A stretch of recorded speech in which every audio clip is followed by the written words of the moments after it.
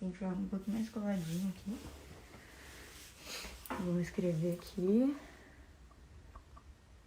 Psicoterapia sistêmica. Ali a Carolina. Oi, gente. E pessoas surdas. Já te chamamos, Carolina. Vou botar aqui. Fixar. Então tá. Aqui ela entrou. Já entrou, Carol? Já. Então vamos convidar ela. Aqui.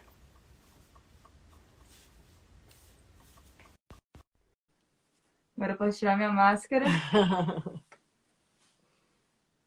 Ela tá entrando. Oi, boa Oi, noite. Tudo bem? Que bom! Tudo? A gente tá aqui separada por um vidro pra se Tá proteger. certo. Certo. Live, né, com prevenção ao coronavírus. Seguindo as recomendações da OMS. Invenção do meu marido. Patrocinado pelo Roberto aqui, É. diretor da OMS Criatividade. Para que fosse possível essa live aqui entre nós três hoje. Eu vou fazer um pequeno ajuste na altura aqui do meu equipamento também, porque eu acho que vai Enquanto ficar melhor isso, aqui para nós. eu acho que sempre é bacana o pessoal que já entrou na live já nos dá assim um retorno de como é que tá a audição, né? Se vocês estão conseguindo nos ouvir bem. Uhum. A gente tá sem fone aqui, Porque né? a gente Então tá estamos sem escutando fone. bem. Bom, eu tô de fone e tô escutando bem. Tá escutando? então. Muito bom. Ótimo. Uhum. Estou escutando bem vocês. Joia. Então, Maria Carolina, eu vou deixar que tu te apresente, mas vou antes, né? Eu tô tão acostumada a te chamar de Carol que eu esqueci teu sobrenome. Bom, o meu nome é Maria Carolina Abiana. A Biana. Já te passo a palavra aqui, né? Porque eu queria fazer uma introdução Tranquilo. antes, assim, né, Aham. no sentido de... Bom, então eu sou, para quem não me conhece ainda, meu nome é Cláudia Cigaran, eu sou psicóloga e junto com o Eduardo Lomando sou uma das criadoras da TMS e estou aqui hoje com a Cora. Né? Oi, gente. Então, eu sou a Cora Salti. Eu trabalho com o Eduardo e com a Cláudia na TMS. Vocês já devem ter me visto algumas vezes aqui no Instagram. E eu sou estudante de psicologia na URGS, então a Cláudia me chamou para participar da live hoje aqui com a Carol, né? Que a gente vai falar sobre um pouquinho de psicoterapia e da comunidade surda. E agora acho que pode se apresentar, né, Carol? Falar um pouquinho da tua trajetória também. Mas antes disso, assim, né? Eu queria só fazer uma introdução. Eu primeiro corrigir, porque a Cora e o Matheus, né, começaram como nossos monitores e agora são nossos sócios. Por isso, Promovidos. né? Hoje, então, a Cora também está participando da primeira live. Mas, assim,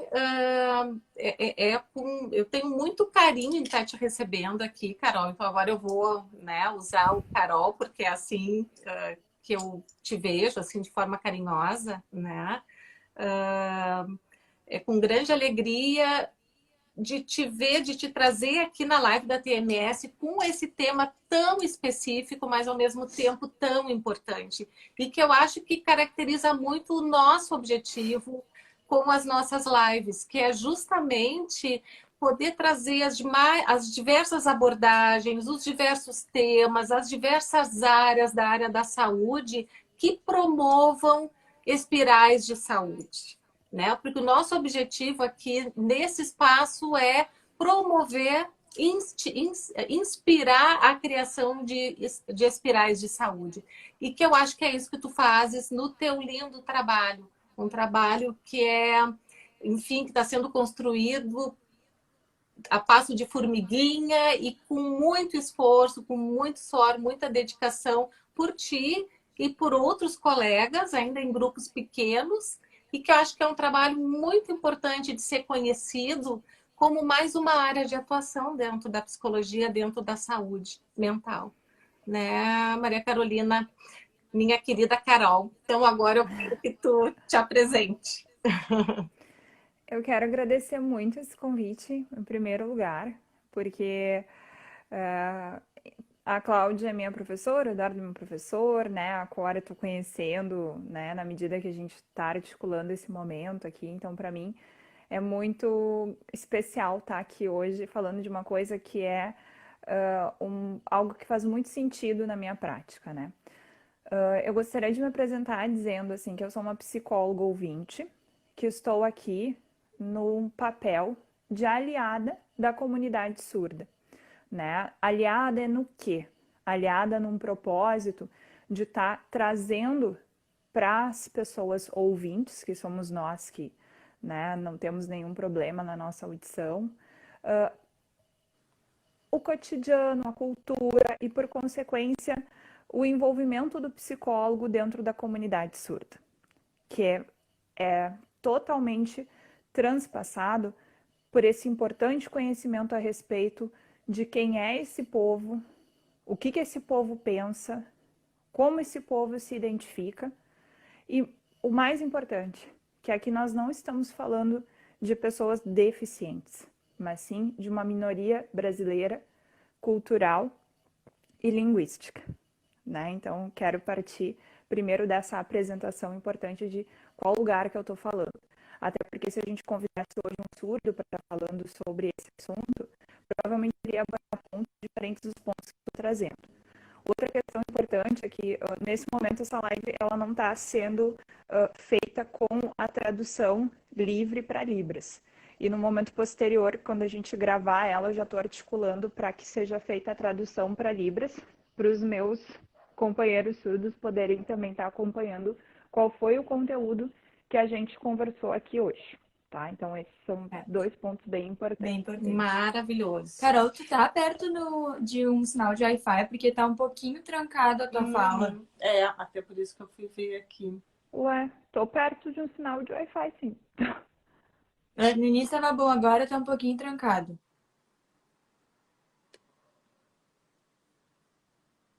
Agora deu uma travada.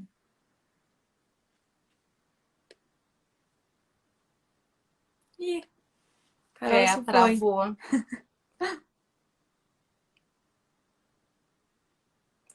Vamos ver se Vamos tentar botar ela ela de novo, vem. peraí. Ou será que ela não volta?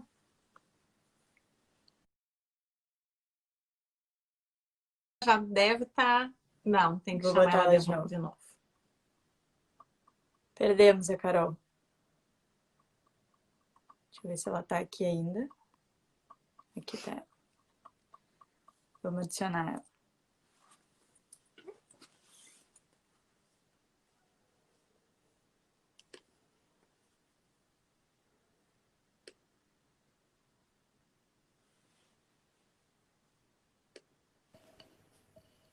Voltei, Viu? com um sinal bem que bom bom. até, não sei o que está acontecendo. Mas, Agora enfim, tá bom, agora melhorou. Coisas de internet. Eu gostaria, Então. Carol, que tu repetisse essa questão da tradução dessa live, né? Que tu vais convidar, Então, porque eu já estava travada ali quando tu estava falando. Depois que a gente encerrar, né, eu vou pedir para que algumas das minhas tantas companheiras intérpretes possam estar traduzindo esse vídeo para a gente disponibilizar no canal da TMS e no meu canal também, né, para que a gente tenha a acessibilidade completa aí do conteúdo que a gente está conversando hoje. Depois a gente vai compartilhar isso, tá? Bem importante. Muito bom. No que eu trabalho? Eu sou psicóloga de formação, eu sou terapeuta de casais, famílias e indivíduos, aluna da Cláudia.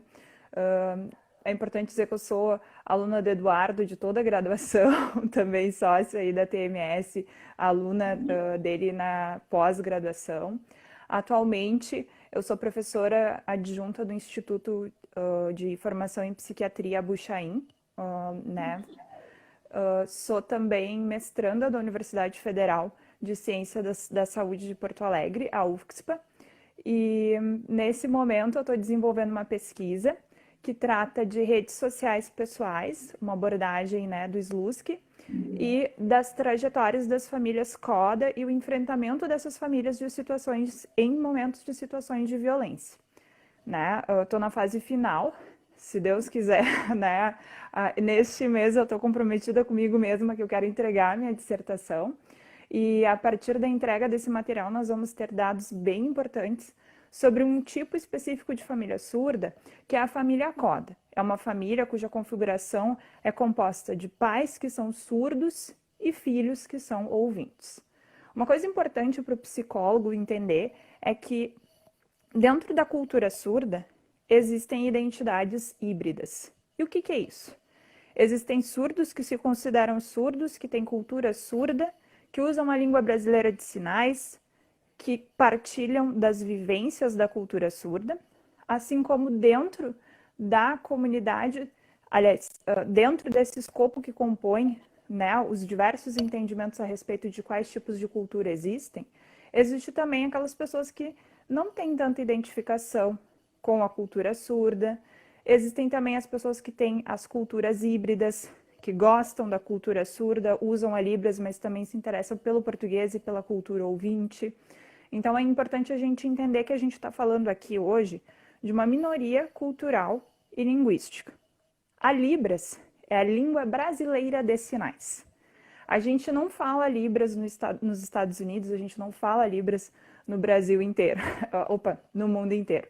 A gente fala Libras aqui e cada país tem a sua própria língua, até porque se são povos influenciados pela localidade onde eles estão, e a gente está falando de uma base antropológica do entendimento da surdez, então faz sentido que cada povo e cada localidade tenha a sua própria língua de sinais. É importante frisar também que o povo surdo é um povo marcado por muitas lutas para a garantia do seu direito de existir enquanto pessoas que usam línguas, né, visuais e gestuais. A Libras, ela é uma língua que se constitui a partir dos sinais, né? Esse aqui é o sinal de sinal, tá, gente? A gente faz assim. Né? Então... Como é que é? Deixa eu só aprender o sinal do sinal. Fecha a mão e... olha, Cláudia, bem visual. A Libra é uma língua, então, gestual e visual. E a gente tem a história do surdo marcada por uma luta pela garantia do direito do uso de uma língua baseada em uma perspectiva gestual e visual. Porém, como todo povo oprimido, ó, a Clara mandando aqui o sinal do eu te amo ali para quem está vendo passar. Porém, como todo povo oprimido, ocorre que, desde o entendimento da humanidade de que existia a incapacidade de ouvir, né, o povo ouvinte, ou seja, as pessoas que estavam dotadas de todos os seus 5 sentidos, tomaram entendimentos a respeito do surdo, desqualificando esse povo, dizendo que eram inferiores, né, matando, desprovendo do direito de propriedades. E por que a gente está falando isso se hoje é um dia de falar de psicoterapia sistêmica e surdez? Porque é importante para o psicólogo entender que a gente está falando de uma comunidade muito sofrida pela marca da exclusão. Sim. E outra coisa muito importante também é a gente deixar delimitada a diferença entre o surdo e o DA, que é o deficiente auditivo. Sim. Eu estou aqui hoje falando do povo surdo. Que povo é esse? É essa minoria cultural e linguística, né, da qual eu me amparo de uma visão antropológica do entendimento desses sujeitos como sujeitos que partilham de uma vivência gestual e visual.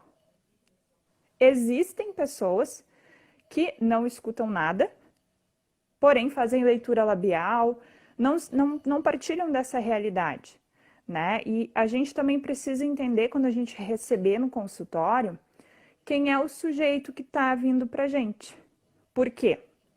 Que é importante a gente ter esse entendimento. Porque a gente pode partir do princípio que o surdo é um deficiente, isso ser algo extremamente ofensivo e algo que vai atrapalhar o vínculo terapêutico, ou a gente pode partir do princípio que o DA tem cultura surda e isso vai atrapalhar também o nosso vínculo.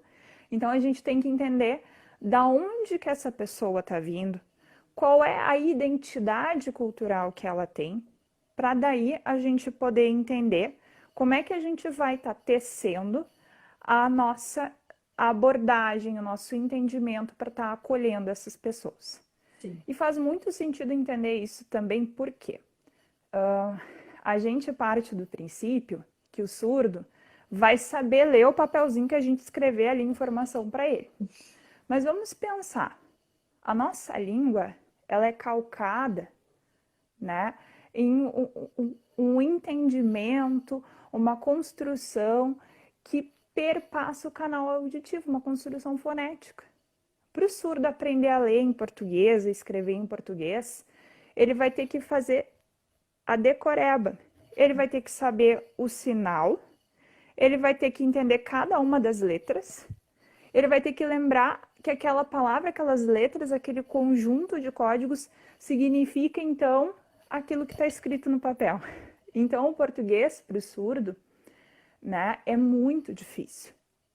E muitas vezes, quando o surdo é desprovido de uma educação bilíngue, nem sempre ele vai estar entendendo o português. E não, o português não é difícil para o surdo, ele é difícil para nós todos, né? Vamos se colocar, né? E nessa parceria aí, porque é difícil para todo mundo. Então, a gente precisa conhecer quem é o povo que está vindo para nós, quem é o sujeito que está chegando para nós. Porque a partir do entendimento, assim, de que é um surdo, com cultura surda, ou não é disso que eu estou falando, eu vou entender também quais são os conflitos que estão por trás da tônica da vida desta pessoa. Sim. E Acho sim, bem importante tu falar isso, Carol, porque acho que talvez seja uma dúvida que muitas pessoas têm, sabe? Dessa diferença que tu colocou agora do surdo e da pessoa com uma deficiência auditiva. Eu, antes de fazer a cadeira eletiva de Libras na faculdade, não tinha nenhuma consciência dessa diferença. Inclusive, eu não falava a palavra surdo ou surda, porque eu achava que isso sim poderia soar ofensivo. Então, eu sempre falava deficiência auditiva. Eu lembro que teve uma vez que teve um vestibular que o tema de redação era sobre isso. E eu usei no texto inteiro a palavra deficiente auditivo, porque eu não achava horrível falar a palavra surda. Aí, eu fui ter a minha cadeira de Libras. Tive uma professora surda, que muito além de Libras nos deu todo um conhecimento, né, sobre essa questão de comunidade surda, de identidade surda. E aí que eu fui entender que tem uma cultura, que tem uma língua e que as pessoas podem sim ser chamadas de surdas quando estiver de acordo com como elas se identificam, né? isso. Isso é bem importante, assim, porque a gente está falando de uma visão, né, de um tipo de entendimento que é um entendimento antropológico, que é diferente do entendimento clínico da surdez. O entendimento clínico é aquele que se aproxima da ideia de que o surdo é uma pessoa que pode ser consertada. Ou seja, que a gente coloca um implante lá, ele vai sair ouvindo perfeitamente, assim como nós, ouvintes. Mas a experiência trata, né, de nos mostrar que essa correção ela não é assim tão maravilhosa, rápida e ideal como muitas vezes se pinta. E essa correção acarreta em diversos danos, danos esses que são bem explorados na literatura, principalmente quando a pessoa já tem a cultura surda, a família é ouvinte e a família quer que ela seja implantada, que bote um implante coclear, para que ela, enfim, possa sair daquela cultura, né, que ninguém entende, que ninguém está próximo, e possa fazer parte lá do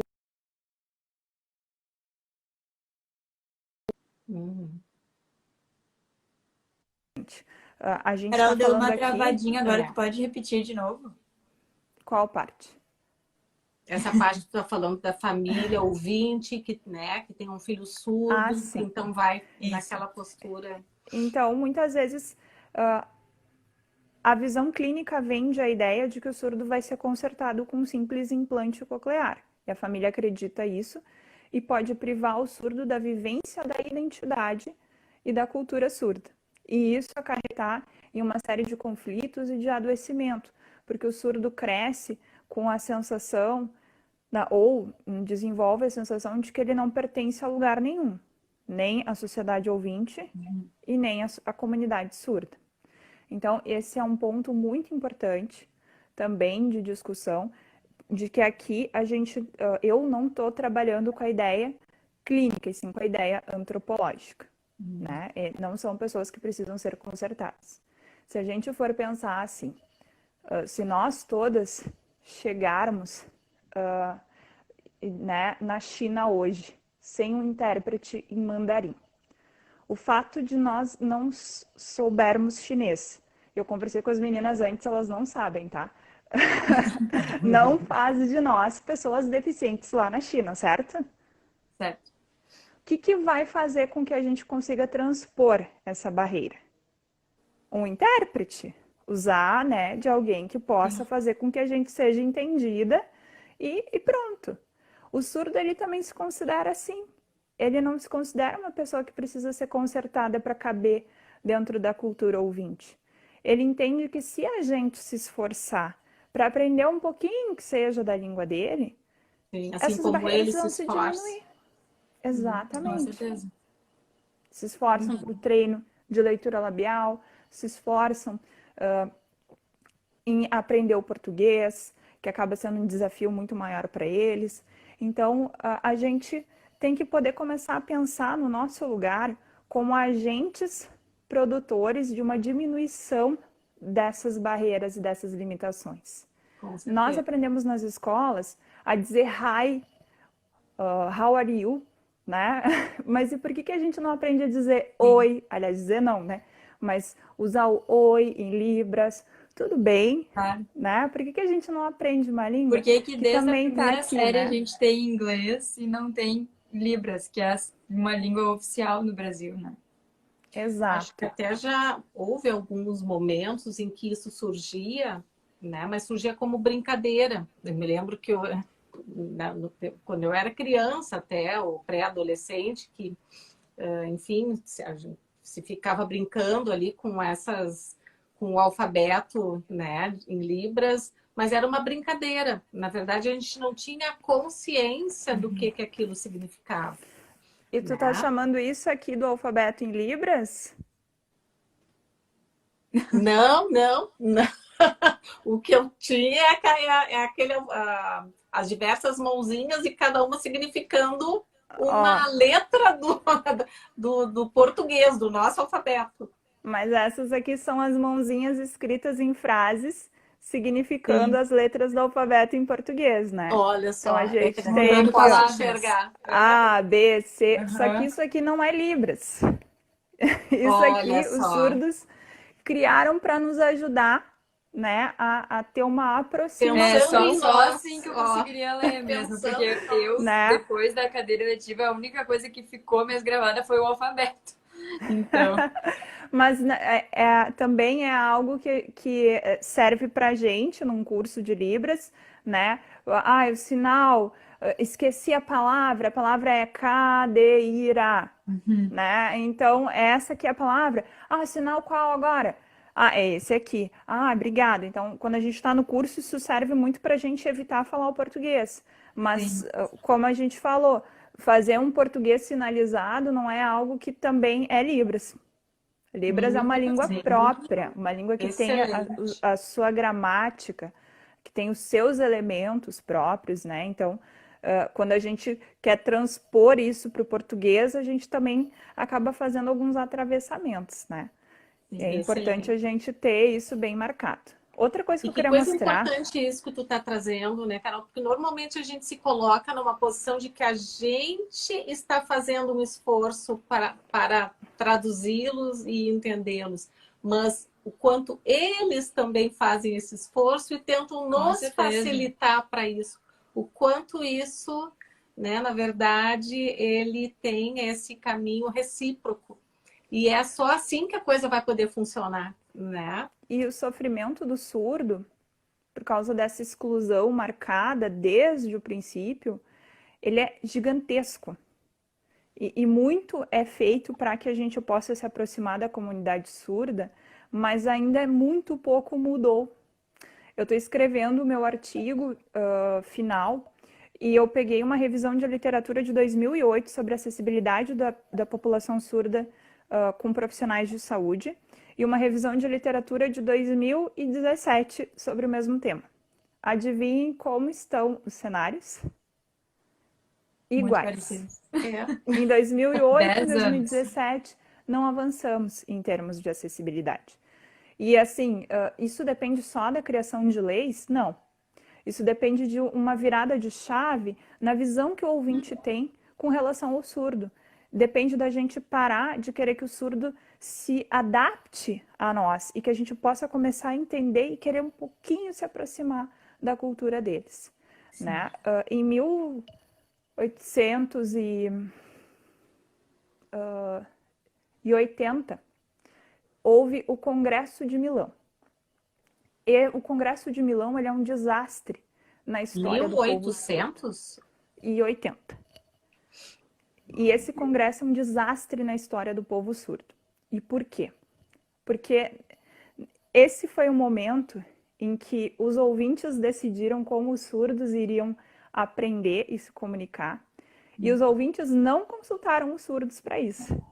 E neste congresso foram abolidas os usos de quaisquer tipos de línguas gestuais e visuais, que já estavam sendo utilizadas principalmente com o principal representante do uso das línguas de sinais, né, sendo o Abade Charles Michel de Lépée, na França. Né? Então, se começou uma mudança lá por 1760, né? Essa mudança para utilizar uma língua de sinais foi crescendo, foram vendo que isso fazia sentido, porém os ouvintes decidiram, não, vamos parar com esse negócio de língua de sinais, porque talvez a gente vai ter que sair do nosso lugar confortável para ter que usar essa língua aí? Não, agora surdo é só treino de oralização. E foi terrível porque até mais ou menos aqui no Brasil, os anos 60, né, do século 20, os surdos estavam proibidos do uso da língua de sinais. Tinham as mãos amarradas, recebiam castigos físicos muito violentos por serem vistos usando línguas de sinais. Então foi horrível esse tempo para os surdos. E só depois de muitas e muitas lutas e pesquisas e mudanças de paradigmas é que finalmente retornou, então, o entendimento de que a língua natural do surdo, a língua por onde o surdo se desenvolve, é a língua de sinais. Sim. Né? Então, essa é uma por isso que eu digo assim, o psicólogo precisa saber que é um povo que tem uma marca de sofrimento. Sim. E que não é de agora. É um povo, e aí eu acho que que vem trazendo acompanhando. para a questão das famílias, né, Carol, que você estava colocando, eu estava pensando assim, que difícil para essas famílias também, que também lhe era afastada a possibilidade de se aproximar, né, desses filhos, ou desses pais, ou de quem quer que seja, de uma forma mais natural, porque todos provavelmente eram barrados nesse movimento de aproximação. Todos eram estimulados a ver, então,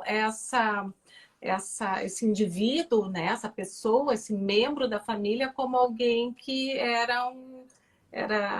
enfim, tinha que ser consertado, como tu trazes, né? Exato, Tinha que se exatamente. adaptar e ninguém tinha que se movimentar em direção a ele. Ele tinha que vir essas em direção. marcas, elas persistem até hoje, quando a gente, nesse ano, que é uma experiência que eu tenho, eu recebo uma criança de 2 anos que ela não tem nenhum tipo de língua.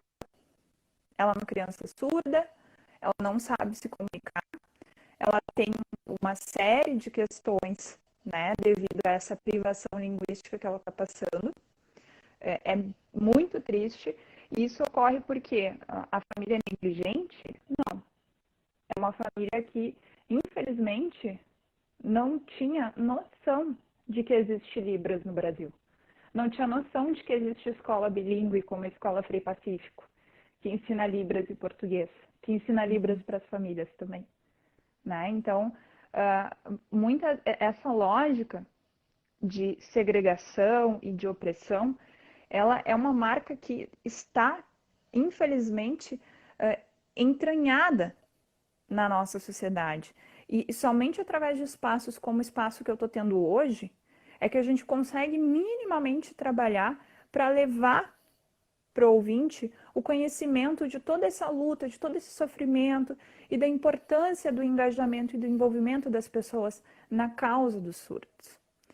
E já que a gente está falando de língua, né, e do ensino, enfim, eu quero mostrar também um outro ponto importante a respeito das línguas de sinais, que é que muitas vezes a gente procura na internet os sinais, né, e aí a gente encontra desenhos dos sinais como esses aqui, né, mas existe uma técnica que se chama Signal Writing, e o sinal é esse aqui.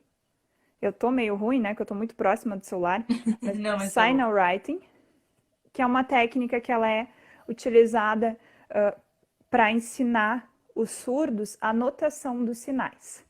E explico o que é a Signal Writing. Vocês estão vendo aqui que eu tô com o livrinho da Rapunzel surda? Da Rapunzel surda. Então, aqui está escrito com a palavra em português Rapunzel surda.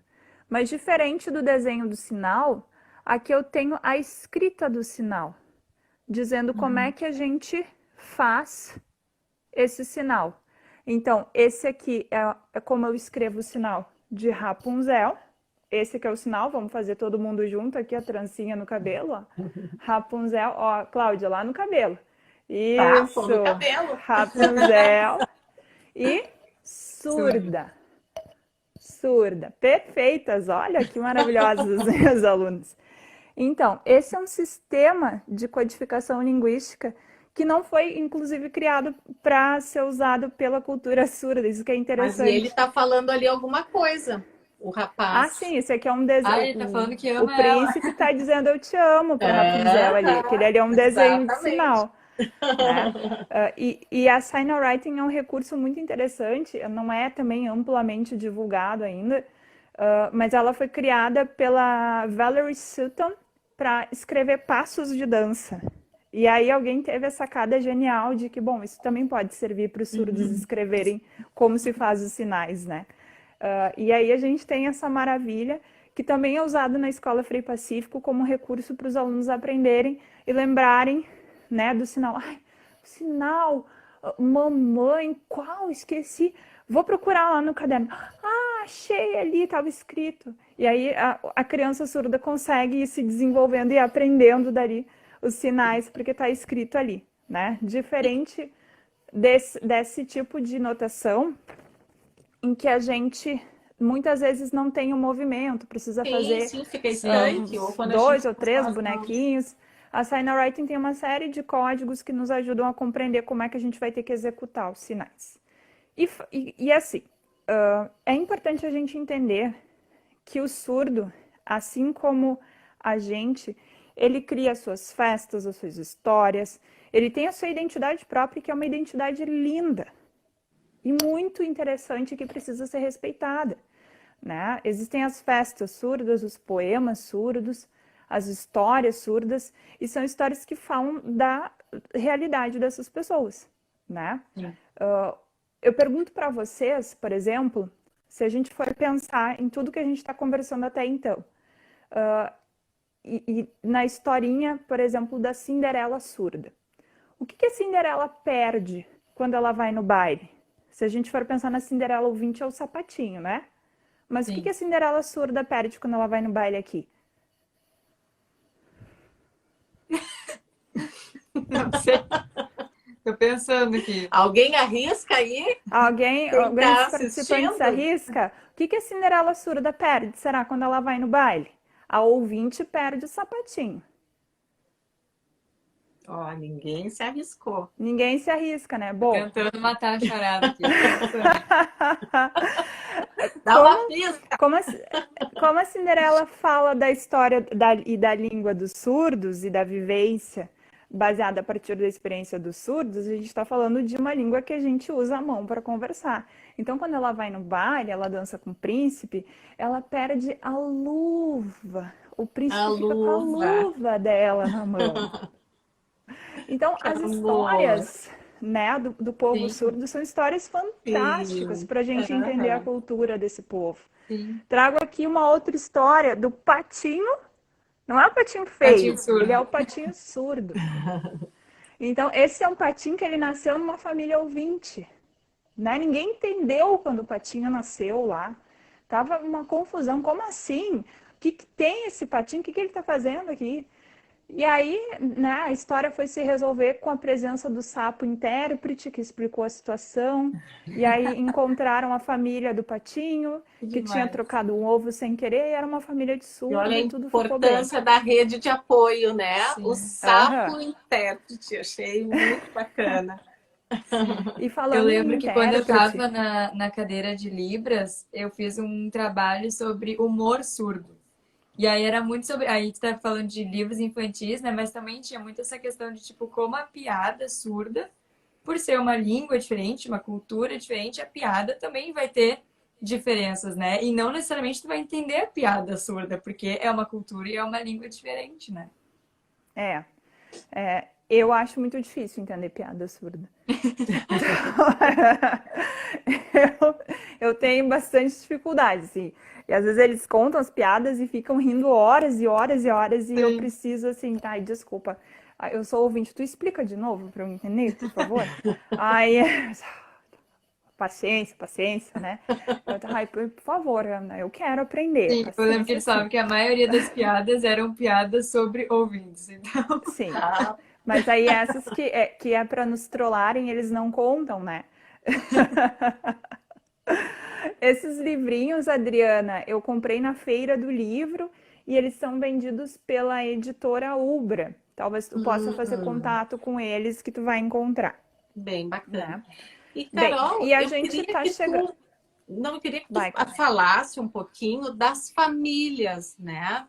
De como é que é esse movimento de quando, enfim, se tem um filho surdo ou um pai, uma mãe, como é que é o trabalho, né? Também com as famílias no Uhum, sentido delas também poderem aprender a se comunicar, uhum, já que também elas vão precisar de auxílio, né, uhum. desse encontro. Então, depois de tudo que a gente conversou aqui, já deu para a gente entender que é um povo que, quando não tem a oportunidade de vivenciar a sua própria cultura, fica muito brabo, ressentido, né? E se sente desrespeitado. E é importante a gente entender que dentro das famílias terão famílias que irão compreender que o surdo vai se desenvolver com sentido, né? Se sentindo pertencente, se identificando, né? Quando ele tiver a oportunidade de ter acesso ao aprendizado da língua de sinais. Porém, tem famílias que não vão proporcionar isso para os seus filhos surdos. E aí vão existir complexidades envolvidas nesses arranjos familiares que vão ser dos mais distintos. Então, a gente vai ter famílias, por exemplo, em que há pais surdos e filhos ouvintes. Esse é um tipo de configuração familiar que traz um tipo de contingência, de conflito, de dificuldade, né? De desafio para o desenvolvimento, Uhum. sim. né? Muitos ouvintes tendem a desqualificar a parentalidade surda, dizendo, como é que esse filho ouvinte vai falar, como é que vão fazer? A criança não passa pela cabeça que a criança vai se desenvolver bilíngue. Se ela estivesse em outro país, ela ia se desenvolver aprendendo a língua materna e também a língua do local onde ela vive. Claro. Porque a gente não está falando de uma cultura que é uma cultura que está isolada dentro da comunidade surda, que o ouvinte vai crescer sem nunca ouvir uma palavra, né, ao redor dele. Não é assim. Inclusive, essas crianças, elas vão estar servindo muitas vezes, assim, mas no passado. Agora os pais surdos, eles estão reivindicando mais o direito pelo intérprete. Mas antes, essas crianças já serviam como intérpretes. Claro. Tinham que ligar, tinham que traduzir coisas importantes para os pais. Enfim, atualmente os surdos já percebem que isso não é legal para o desenvolvimento do filho ouvinte, né? Então, eles já cobram. Não, meu filho não vai fazer isso, vocês têm que ter um intérprete lá, né? E isso é muito bom. Mas, como a gente vê, né, que se pouca coisa mudou, né, de 2008 para 2017, atualmente também a gente vê pouca acessibilidade aí para o povo surdo. Quem é esse intérprete? Esse intérprete é um profissional? Esse intérprete é alguém da rede de apoio? Quem é esse intérprete que as famílias podem buscar como auxílio, né, nessa comunicação? A lei de Libras, que data dos anos 2000, do início dos anos 2000, trata que as instituições precisam prover um intérprete especializado em língua brasileira de sinais, que é aquela pessoa que tem a formação bilíngue, ou seja, que é aquela pessoa que estuda letras Libras, que é um curso que atualmente já existe, né? Que realmente consegue fazer esse processo intercambial linguístico, né? Então, o intérprete é esta pessoa. Este é o intérprete oficial, né? Agora, tem o intérprete informal, que é o parente, o amigo, aquela pessoa que está aprendendo Libras e está interessada em ajudar, né? É o meu caso, eu sou uma intérprete informal. Eu não gosto de interpretar, eu gosto de pedir para interpretarem para mim, né? Quando tem eventos ou coisas assim, porque eu sei coisas ligadas à psicologia, ao cotidiano, mas, por exemplo, termos técnicos não são coisas que eu vou estar sabendo, e termos técnicos linguísticos. Então, eu gosto de dizer que existe uma pessoa que ela estudou só para isso, né? Assim como tem os intérpretes em qualquer outra língua, a gente tem os profissionais intérpretes em língua de sinais. Então, a gente estava falando da família. Se o meu filho nasce ouvinte e eu sou surdo, e eu enxergo ali, bom, meus problemas acabaram, isso também não é legal para o filho, nem para a família, que pode se sobrecarregar, né? Então, por isso a importância de não permitir que a família sempre dê as soluções para as barreiras que o mundo ouvinte impõe. A família precisa cobrar que o mundo ouvinte se movimente. Assim como a gente hoje, né, vai se movimentar para que depois a gente tenha a garantia da tradução dessa live. E isso é algo que as instituições já deveriam garantir, né? Na família em que a gente tem, por exemplo, configurações diferentes, pais ouvintes, um filho surdo. Geralmente a gente pode ver conflitos que são conflitos marcados pela sensação de isolamento, exclusão. Existe um tipo de conflito que é o conflito da mesa de jantar, que ele é muito triste, mas recorrente, que é aquele surdo que briga porque está cansado da família ouvinte toda se reunir e fazer resumo das conversas e jamais se propuserem a estar falando na língua dele para que ele possa entender. Sim. Então, uma vez eu estava conversando com uma criança... Achando que eles estão ajudando, né, ao fazer resumo, porque eu acho que também tem essa questão, às vezes até essa compreensão. Eles acham que estão ajudando ao fazer o resumo, em resposta, esse filho responde com agressividade, com raiva, porque na verdade está se sentindo excluído, né? Então, são as vicissitudes dessa comunicação familiar que também estão ali, né? E quando que eu fiz precisam o, ser vistas. quando eu fiz a qualificação do meu projeto de pesquisa, a professora Neuma Chaveiro, que é uma pesquisadora que traduziu a escala de avaliação de saúde e qualidade de vida da OMS para Libras no Brasil, perguntou para mim como é que, dentro do meu tema, eu ia abordar as questões linguísticas, né? Porque eu tinha descrito várias coisas das questões da psicologia e essa parte da exclusão pela língua eu deixei meio preterida. E eu falei para ela, professora Neuma, para mim é tão óbvio que isso é um atravessador, que isso continua sendo uma barreira, que isso está presente na conflitiva do surdo, mas a senhora realmente está sinalizando algo que é importante, assim. Toda vez que a gente falar de povo surdo, independente da configuração familiar, a gente vai ter ali o atravessamento da barreira linguística, da exclusão linguística. E se eu tenho exclusão linguística, eu tenho exclusão de participação social, eu tenho exclusão de nomeação de sentimentos e emoções. Eu tenho um prato cheio para uma série de problemas psicossociais. E que depois, só quando a gente entende o sofrimento do surdo, é que a gente consegue contextualizar alguns comportamentos e algumas desregulações importantes. É E vamos verdade. pensar na psicoterapia, né? Isso. Que é Eu queria fazer uma importante. pergunta até. A Oi. gente recebeu, eu tinha botado uma caixinha de perguntas, né? E uma das que a gente recebeu, que eu achei bem interessante, eu fiquei com essa dúvida também, foi sobre isso que tá falando da questão do intérprete.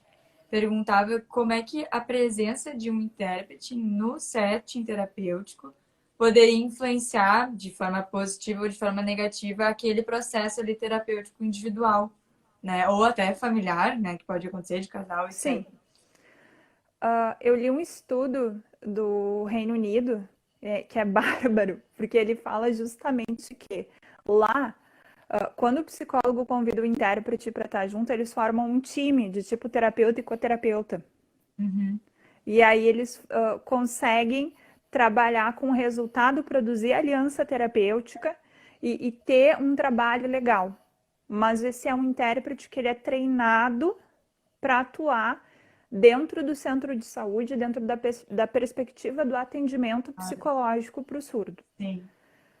Porém, quando a gente vem para a realidade Brasil, né, com todos os nossos atravessamentos, muitas vezes a gente vai chamar o intérprete para nos ajudar num serviço de saúde sem antes dizer para o intérprete o que a gente vai conversar com o surdo. Aí o coitado do intérprete vai cair lá de paraquedas, talvez ele não saiba, por exemplo, o sinal de espirais de produção de saúde, ele vai traduzir isso como? Se a gente não explicar antes, né? Então, a inclusão efetiva do surdo, ela está sempre perpassando a gente ter o pleno entendimento desta cultura e das particularidades antropológicas desta população, para todos os serviços Sim. que a gente se propõe a prestar para esse povo. E quando a gente fala do psicólogo, existe a experiência, né, do relato que chega até mim de, eu fui lá e tinha um intérprete ajudando, mas eu não me senti bem, né? Ou a pessoa estava tão desesperada que a presença do intérprete deu o que ela precisava para organizar a angústia dela naquele momento. Então, isso tudo vai depender da experiência subjetiva que aquele surdo está carregando, né? Sim. Às vezes vamos com o que tem aí, eu estou me sentindo acolhido, entendido, tá ótimo. Agora, se nem assim tá dando, o ideal é a gente buscar um psicólogo que saiba a língua do surdo. E isso é muito importante também de deixar delimitado. Existe muito psicólogo que sabe Libras. Olha, muito. Sim, eu conheço vários, né? Existe muito psicólogo CODA, psicólogo que atende em clínica especializada para trabalhar na perspectiva bilíngue, né, da Libras e do português. Enfim, psicólogo que tem uma entrada e um envolvimento com a cultura surda, mas como a gente está falando de uma população invisível, até a gente que trabalha com isso fica invisível, junto. E aí a gente acaba não sendo conhecido. Sim. E uma outra questão também do nosso trabalho é que depois que a gente entende tudo isso, né? A gente chega assim naquela angústia número 1. Cadê as técnicas validadas para que a gente possa fazer as intervenções psicológicas com surdos? Já que, né, a gente está falando da palavra, só que a gente está falando de uma palavra que é vista. E aí? Como é que a gente entende os axiomas da comunicação na perspectiva da Libras? Então, a gente precisa fazer uma mudança muito importante, né, na maneira como a gente vai estar ali se colocando, primeiramente como uma figura de apoio, como uma figura que nomeia, que explica, que diz que isso que tu tá sentindo, que o surdo usa muito depressão, mas tô com uma depressão horrível. Mas não é o diagnóstico nosológico que ele está se referindo, né? Porque é como uma gíria que a gente fala depressão. Mas a gente explica, olha, uma depressão é uma coisa, tristeza é outra, angústia é outra, ficar bravo, frustrado é educação das outra. emoções para eles. Então, como a expressar, gente como vai colocar isso em linguagem. e a gente vai ser apoio, ser nomeação. A gente vai explicar o que está acontecendo no mundo, gente, muitas vezes. Eu fiz uma live para a sociedade não, isso, para a Sociedade dos Surdos do Rio Grande do Sul, no começo da pandemia, e eu me senti muito triste com as perguntas que eu recebi na live, porque era uma live para falar de saúde mental, adaptação à pandemia, né, aquela coisa que os psicólogos estão fazendo, aí essa fala importante. E eu recebi perguntas assim, como é que eu faço para andar de ônibus com meu filho pequeno? Como é que eu lavo a minha máscara? Como é que eu lavo um pacote de alimento e o jornal? A gente estava sabendo disso porque a gente estava recebendo conteúdo em português, ou a gente estava vendo vários vídeos sobre o álcool gel, sobre todos os cuidados com o coronavírus, né? Só que os surdos Não estava chegando para eles. não estava chegando. Perguntas E aí, assim, a gente vai ter que intervir em questões psicológicas, sim. A gente vai ter que pensar a técnica e adaptar para esse contexto, sim. E usar muito recurso visual, muito trabalhinho, assim, de figura, de isso e aquilo, e isso aqui, e mostrar o que está dentro, o antes e depois, e dar exemplo, e dar contexto, que é importante. Mas também a gente vai ter que entender que a gente faz um trabalho anterior, que é o trabalho de se colocar ali como a primeira figura genuinamente interessada em entender essa criatura a partir da cultura e da língua dele, respeitando a cultura e a língua dele, respeitando todas as queixas que ele tem para fazer dos ouvintes, queixas legítimas, né? E sentindo junto com eles a tristeza, a raiva, os traumas que viver nesse isolamento linguístico acarreta. E conseguindo conter, como um ouvinte, poder conter e se sentir às vezes até envergonhado. Com certeza. Sim. De pensar assim, o quanto que a gente deve, o quanto que é uma luta que precisa do nosso engajamento. O quanto a gente é privilegiado, né? Também. E o quanto realmente o quanto tem várias formas de ser e estar no mundo, né? E o nosso jeito é um deles. E às vezes a gente tenta impor isso aos outros, né? Acho que eu acho assim, que eu não sei quanto tempo mais, mas a gente já está fechando a nossa gente já hora. Estamos indo para o final.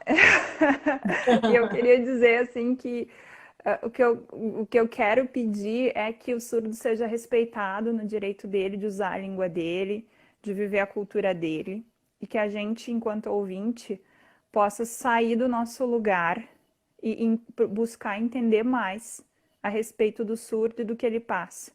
E pedir também que se a gente levar um esporro, se o surdo nos tratar mal, nos olhar de cara feia, que a gente não fique brabo e desista por causa disso, de aprender a respeito da cultura deles.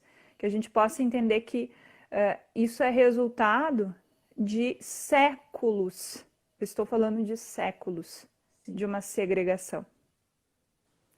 E séculos de segregação não são tão fáceis de mudar, né? De desconfiança, Com certeza. enfim. Então eu peço Aqui, que a gente aqui. possa estar ali se colocando como pessoas que estamos persistindo em estar entendendo e se colocando como parceiros de luta, parceiros de cobrança. Não basta ter a lei se a gente não está implicado. É complexo? É, com certeza é.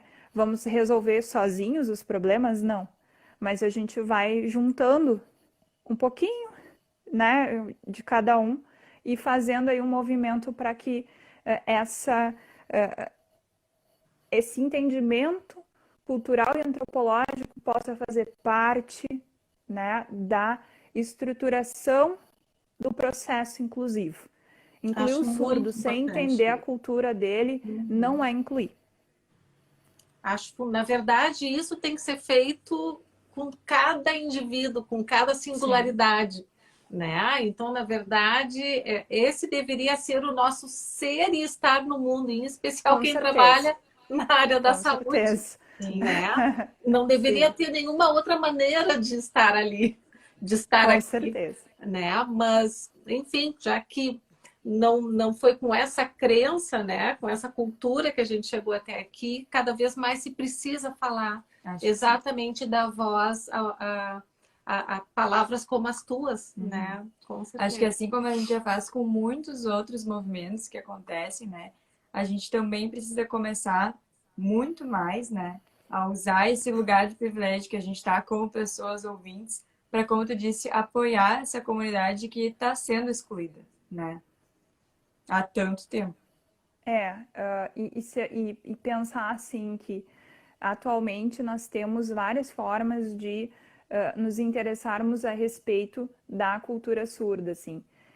Não é fácil estar aqui, não é fácil ter toda a vivência que me permitiu estar aqui hoje. Foi necessário passar por uma série de desafios, provas de fogo dentro da comunidade surda, provas assim, testes, né? Eles precisavam saber se eu era realmente uma pessoa que ia estar ali unida a eles, ou se eu ia ser mais uma que iria estar, né, perpetuando exclusão e segregação. E eu me sinto muito feliz, assim, de que, embora eu não tenha nenhum surdo na minha família, eu não tivesse isso lá na minha casa, a minha vida foi me levando a prestar atenção no problema que é viver assim, sem poder falar, sem poder ser entendido, né? E eu sinto assim que cada desafio que foi colocado para que eu pudesse estar compreendendo a respeito dessa comunidade valeu muito a pena, né? E vai continuar valendo, porque eu vou continuar inserida o que eu puder, né? Para estar levando cada vez mais para os ouvintes o que é o sofrimento dos surdos. Porque essa eu acho que é a minha missão, assim. Eu não estou aqui para ser a melhor psicóloga de surdos do Brasil, não é isso. Eu acho que o meu papel é levar esse entendimento para outros ouvintes, para que a gente se movimente junto. Que bom que tem pessoas com missões assim na vida. Estamos precisando de mais. Carolina, a gente está encerrando, mas eu acho que seria bacana se tu pudesse deixar aqui para o pessoal que está assistindo né, e agradecer antes já os diversos elogios que tu já recebesse, assim, tem colegas tuas aqui, né, nos assistindo hoje, mas assim, locais que trabalham com surdos, né, enfim, aonde é que se pode procurar serviços?